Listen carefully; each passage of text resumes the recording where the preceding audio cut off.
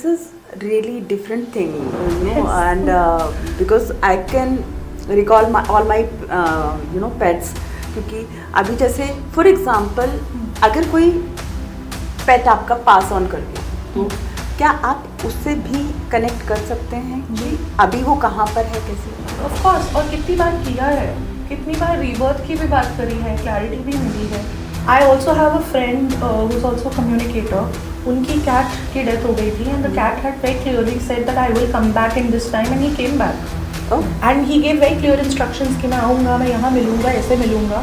And he looks identical, बिल्कुल उन्हीं circumstances में मिला. ये सब होता है क्योंकि आत्मा थोड़ी मरी. गोइंग बैक टू गीता, आत्मा थोड़ी मरी. It's the body that you have dropped. So if I ask a pet in a session, have you died? The answer is always no, because they know they've not died.